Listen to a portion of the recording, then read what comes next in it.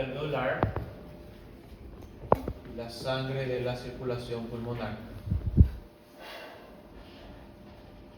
Esta presión ya va a ser específico para el oxígeno y para el CO2. No estoy hablando más en concepto general. ¿Está bien?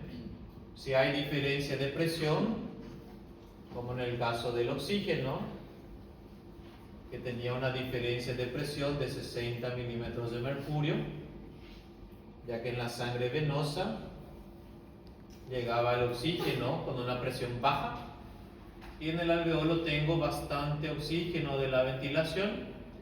Hay diferencia de presión, difunde. ¿Sí? Cuando considero que la difusión terminó, cuando la presión del oxígeno en la sangre sea igual a la presión alveolar. Así le. El mismo principio le voy a aplicar al CO2, solamente que el CO2 tiene que salir.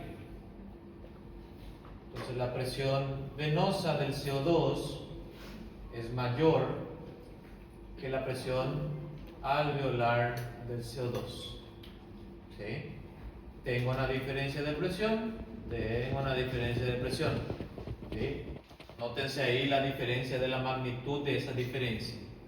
Un gas soluble, un gas poco soluble. ¿Sí? Considero que la difusión del CO2 fue efectiva cuando la presión del CO2 en la sangre disminuya hasta ser igual a la presión alveolar. ¿Está bien? Ahí digo que la hematosis terminó. ¿Está? Entonces, esto es intrínseco al gas en cuestión, varía con temperatura, pero se necesitan grandes cambios de temperatura. Tengo que colocar al paciente en un forno para que el oxígeno entre más. No va a ser considerado en un contexto fisiológico. Normalmente, esto es una variable. ¿Está bien?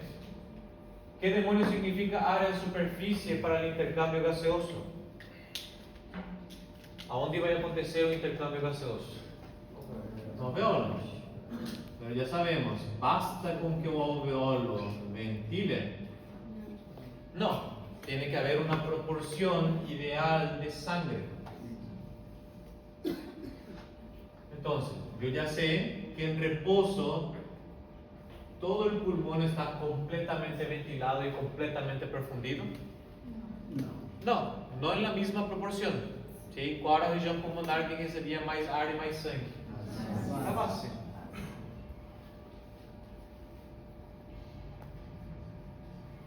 Entonces, si yo empiezo a ventilar más y el corazón manda más sangre hacia el pulmón, lo que yo voy a hacer es que esos alveolos del vértice ventilen mejor y perfundan también mejor. ¿Sí? En otras palabras, estoy mejorando la difusión de los gases en una región donde era muy pobre. ¿Está bien? Estoy aumentando el área total que tengo para el intercambio gaseoso. ¿Está bien? ¿Me siguieron hasta ahí? Entonces, en el ejercicio no hace falta que yo aumente drásticamente la diferencia de presión entre los gases para forzar al oxígeno a entrar. Basta con que yo mejore la superficie de intercambio gaseoso en donde pueda existir esa hematosis ideal. ¿Estamos entendiendo?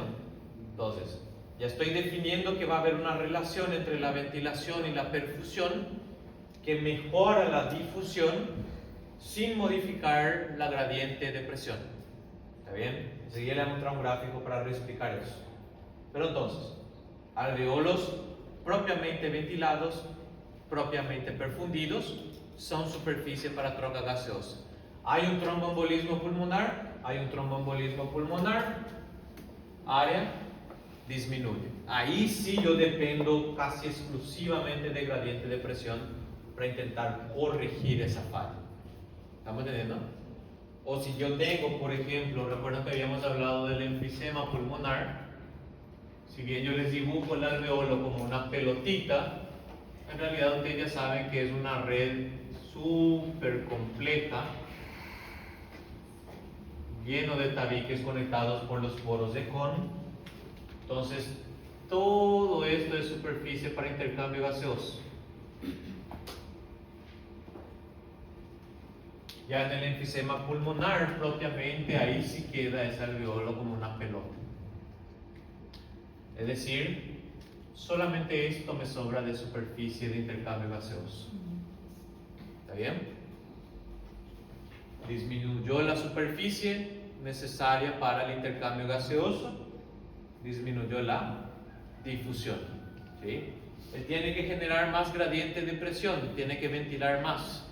Ese pulmón muy distensible, muy complaciente, va a ventilar fácil. Entonces se aplazó acá. Le toca para el resto de su vida, sin asistencia médica, una hipoxemia y una hipercapnia crónica. ¿Está bien? Ya no consigue corregir su difusión. ¿Entendimos eso? Estas son mis dos variables que yo puedo modificar, sea a través de la ventilación o sea a través del flujo sanguíneo. Porque este último, que es inversamente proporcional, es el grosor de la membrana respiratoria, tampoco es modificable. Porque lo que estoy definiendo ahí es, cuando digo grosor, es el espacio que tiene que atravesar el oxígeno para pasar de un compartimiento al otro, que va a incluir el neumocito, tipo 1, su membrana basal,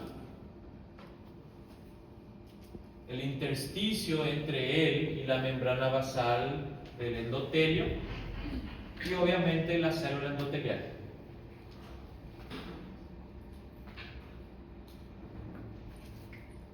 Aquí yo le puedo agregar y debería considerar la camada de agua que hay dentro del alveolo. Entonces lo que estoy diciendo es, como es una difusión simples, ese oxígeno y CO2 tienen que atravesar toda esa barrera. ¿Sí? Basta que con esa molécula de oxígeno, ¡puff!, basta con un individuo, retorna. Es un juego de chance. Entonces, cuanto más grueso esto es, menor la chance de que difunda el gas. Cuanto mayor es la distancia, menor es la difusión. ¿Sí? Cualquier propósito, cualquier fenómeno que me aumente el grosor de esta membrana, ¿recuerdan el edema pulmonar? Hay más agua aquí dentro del alveolo. Esa camada de agua es más gruesa. No solamente me va a aumentar la tensión superficial, sino que la difusión va a disminuir. ¿Está bien? Con esa misma presión parcial de oxígeno, con esa misma diferencia de presión, si esto aumenta, ya no va a difundir suficiente, me dice, es decir, ya no va a ser 100, ya va a ir disminuyendo. ¿Estamos entendiendo? De ahí que yo tengo que buscar algún mecanismo para aumentar esto, si no, esto va a continuar cayendo, va a continuar cayendo y va a continuar cayendo. ¿Entendimos? Bien. Ahora, los mecanismos que me modifican esto van a estar vinculados al consumo y producción de oxígeno y principalmente la ventilación, que es lo que el Guyton me muestra en un gráfico que relaciona ventilación alveolar y la presión alveolar de oxígeno. Sin pensar mucho, sin hablar demasiado técnico. Si yo aumento mi ventilación, si yo ventilo más, ¿qué le va a pasar a la presión alveolar de oxígeno? Si yo aumento mi ventilación, claro, súper lógico. Si yo comienzo a aumentar la ventilación, la presión parcial de oxígeno dentro del alveolo va a aumentar, ¿sí? Por el simple hecho de que o cara que estava roubando minha pizza está indo embora. Porcentaje de oxígeno aumenta, ¿sí? Presión parcial de oxígeno aumenta.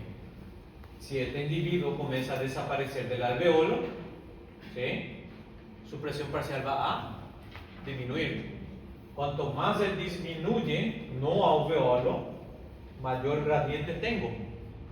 más CO2 voy a ir limpiando. ¿Está bien? Entonces ve aquí en este gráfico. Proyección.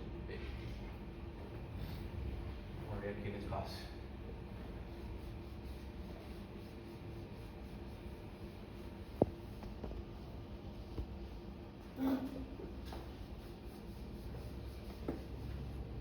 Este gráfico lo que me está diciendo, en pocas palabras, es que yo puedo tener dos consumos diferentes de oxígeno, pero puedo mantener la presión alveolar del oxígeno constante. Me da dos líneas.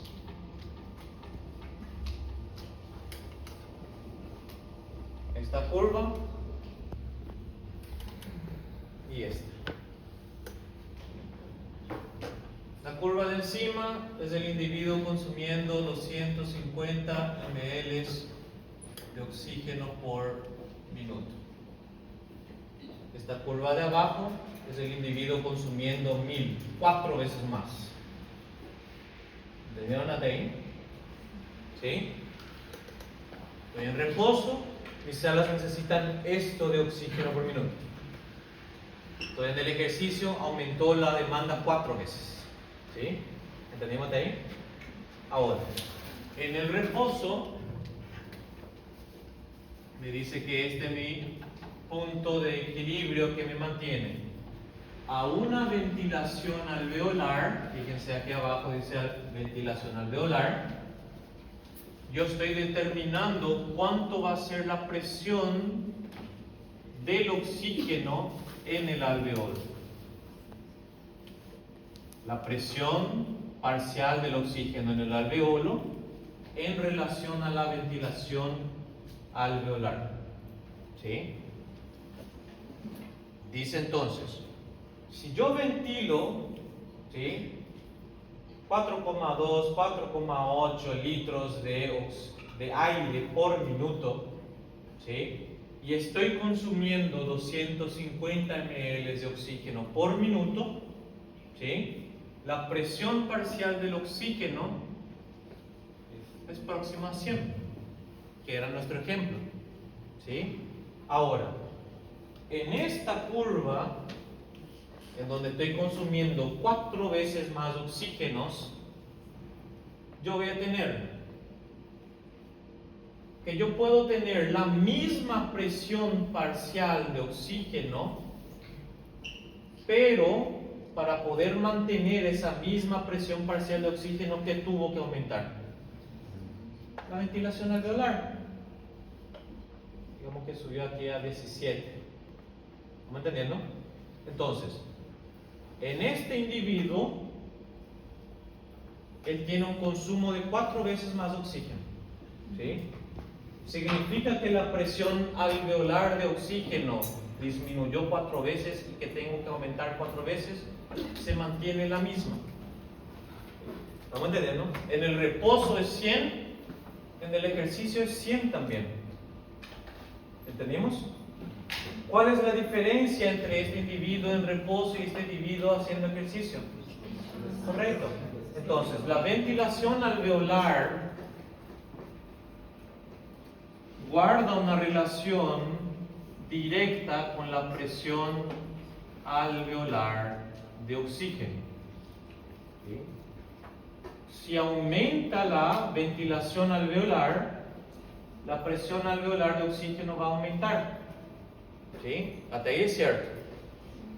Pero la presión alveolar de oxígeno va a depender de qué también? De cuánto estoy tirando oxígeno do alveolo. En principio lógico. Si yo ahora en reposo começo a... meu corpo no va a tirar más oxígeno, pero la presión alveolar de oxígeno va a aumentar bastante. En este caso la demanda es alta, entonces la presión alveolar de oxígeno va a continuar siendo la misma que en el reposo. ¿Está bien? ¿Entendieron esos dos principios? ¿Sí? La ventilación alveolar guarda una relación entonces directa con la presión alveolar de oxígeno, ¿sí? Y la presión alveolar de oxígeno a su vez va a depender de la demanda de oxígeno del cuerpo. ¿Está? Si yo aumento la ventilación alveolar a 17, pero mi demanda es en reposo, ¿qué le va a pasar a la presión parcial de oxígeno? Va a aumentar. ¿Está bien? ¿Entendimos? Entonces, es el mismo caso de lo que dijimos recién en el edema pulmonar. Digamos que yo estoy en reposo. La demanda de mi oxígeno continúa siendo la misma. Entonces yo necesito que en la sangre yo tenga una presión parcial de 100 milímetros de mercurio. La presión alveolar en la ventilación normal era de 100 también. Ahora, como hay más líquido dentro de este alveolo, ¿qué significa eso para la difusión del gas? Que va a disminuir. Entonces, con esta misma diferencia de presión, que era de 40 y va a subir hasta 100, esto va a seguir normal, pero ya no va a difundir para adentro hasta 100. Va a ir disminuyendo como dijimos. Ahora, ¿qué puedo hacer para obligar al oxígeno a entrar más? Ampliar más la diferencia de presión. ¿Cómo voy a aumentar más la diferencia de presión? Aumentando la ventilación. La demanda es la misma. La demanda es la misma. Yo estoy necesitando lo mismo. ¿Sí? Pero ahora mi objetivo es aumentar la presión parcial de oxígeno porque no está entrando. ¿Sí? Entonces, la presión parcial de oxígeno va a ir aumentando de acuerdo al aumento de la ventilación alveolar. Fíjense que solamente inspirando el aire atmosférico, yo tengo un techo, me dice ese gráfico. ¿Sí? Ese techo máximo de la ventilación es 150 milímetros de mercurio de presión parcial de oxígeno. ¿Por qué era 150?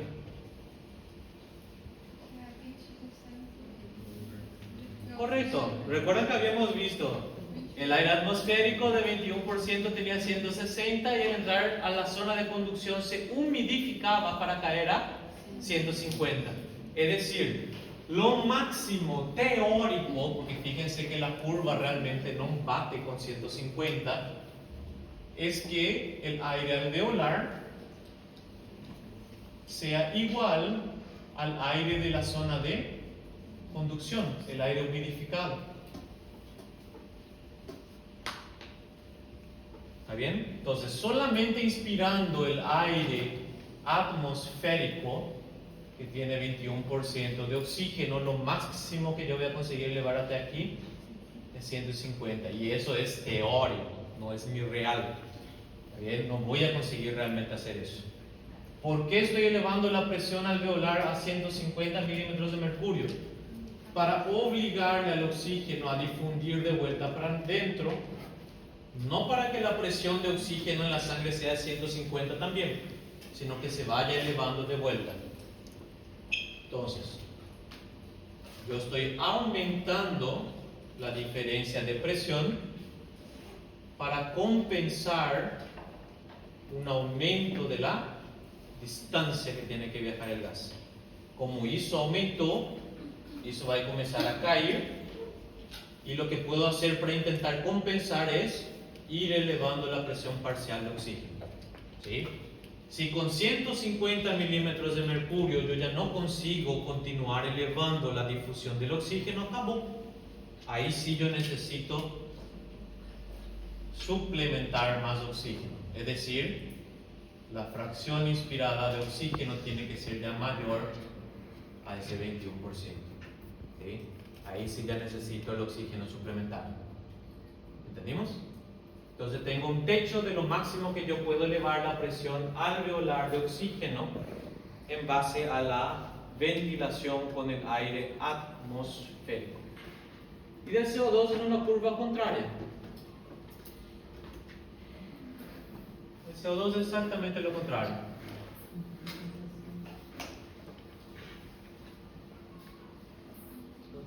Hola. Acho uma pergunta besta. Não tem isso.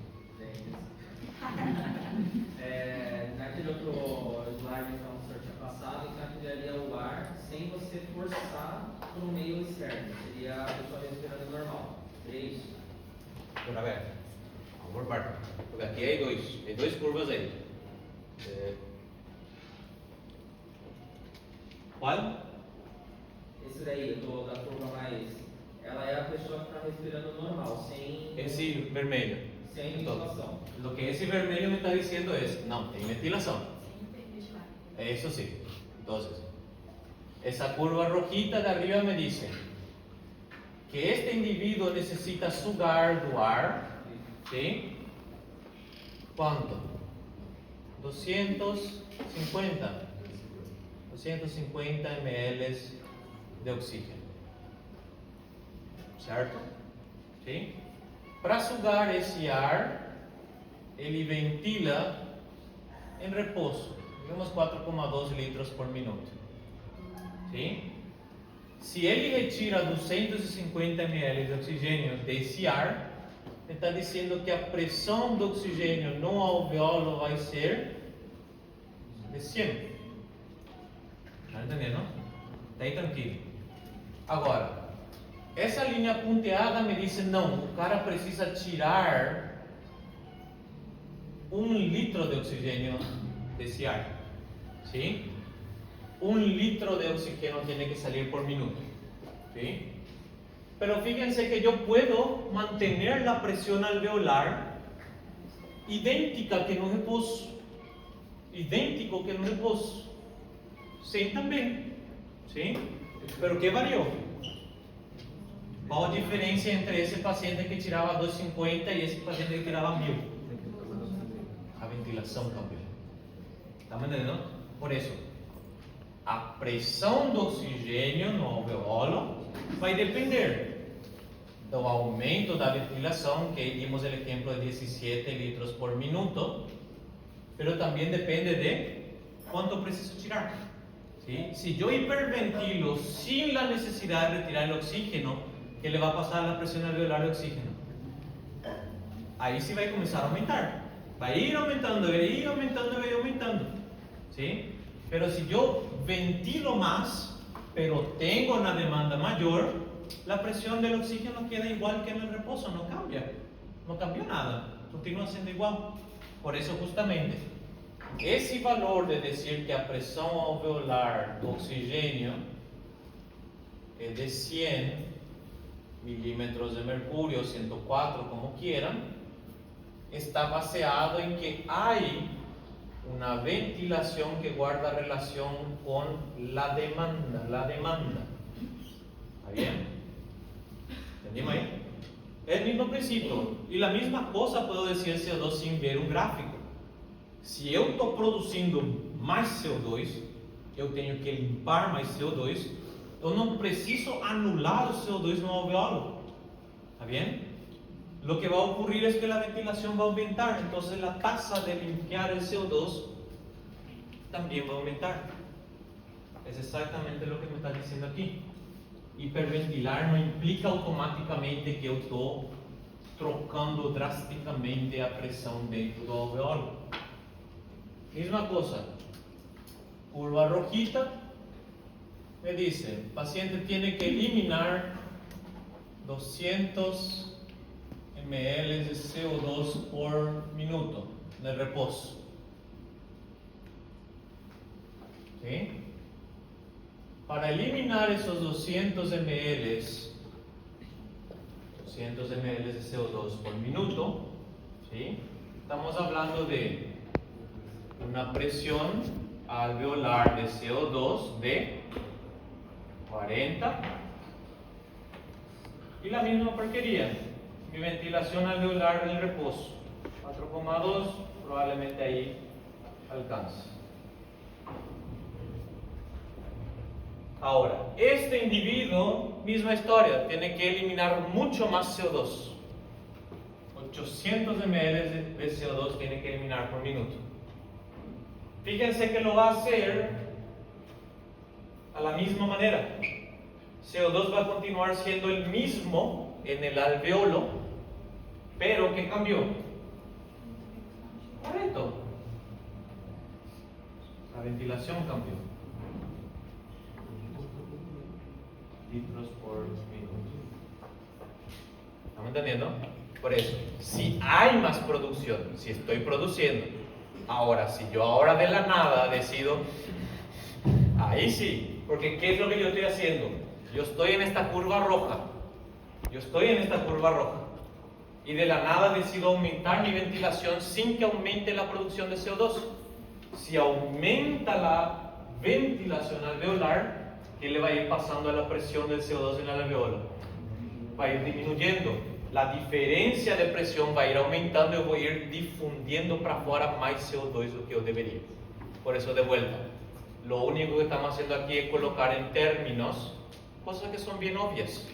¿Sí? Es súper obvio que si yo ventilo más, pero estoy pegando oxígeno de ese aire, la cantidad de oxígeno en el alveolo se mantiene el mismo, porque entra más, mas eu estou sugando mais. ¿Sí? Se eu estou produzindo mais CO2, não vai acumular aqui, porque eu estou tirando para fora também. O problema vai ser, se eu não estou pegando, eu estou botando muito. Aí sim a pressão alveolar de oxígeno vai aumentar drasticamente. Ou se eu começo a ventilar demais, eu não estou limpando lo necessário. Eu tenho produzindo lo mismo e agora estou limpiando demasiado. ¿Sí? ¿Entendimos? Vamos a ver. El desequilibrio ácido base es lo más grande que vamos a ver. ¿Sí? Cuando yo agarro y me liquido con la presión parcial del CO2. ¿Sí? Porque ya recuerdan, renal la vieron ya. ¿Sí? ¿Qué pasa si yo elimino demasiado el CO2? Essa teoria se aplica da mesma maneira para quem fuma cigarrillo? Depende. Depende de si hay o no hay un trastorno hecho. ¿Sí? Porque la gran parte va a ser factores que van a modificar la ventilación, porque son irritantes, y la combustión no completa que me va a introducir monóxido de carbono. Entonces voy a tener trastorno ventilatorio y de transporte. Solamente que transporte todavía no tocamos. Pero el principio es el mismo. Ventilo poco, ¿sí? Mi gradiente de presión va a disminuir, entonces tengo que obligar a que la ventilación sea mayor de alguna manera. CO2 con agua, ácido carbónico. Ácido carbónico disocia en hidrógeno y carbonato. ¿Cuál de todos esos componentes determina pH? Única y exclusivamente. ¿Sí? Entonces, esa es una reacción reversible, es decir, puede ir en ese sentido o voltar. ¿De qué depende que se alcance un equilibrio? De que la cantidad de esto alcance equilibrio con la cantidad de esto. Si yo comienzo a eliminar eso a través de la ventilación, ¿qué va a acontecer? Eso va a ir más rápido en ese sentido do que va a voltar. Então, quem vai começar a desaparecer do sangue? O que vai acontecer com o pH? Pronto. ¿Está bien? Por eso, yo necesito de este equilibrio, ¿sí? Porque eso es lo que me está determinando cuánto yo necesito eliminar, ¿sí? No porque yo necesite eliminar más oxígeno, necesariamente yo tenga que tocar la presión alveolar del CO2 o del oxígeno. No es necesario, ¿sí? Lo que necesita cambiar es la ventilación. ¿Está bien? ¿Entendimos alguna cosa de esa ola loca? Es bastante complicado, no es simple. Es un montón de números y todo para esa misma mierda. Pero de vagarcino vamos a ir consiguiendo. ¿Está bien? ¿Preguntas? ¿No? ¿Ninguna? Caray.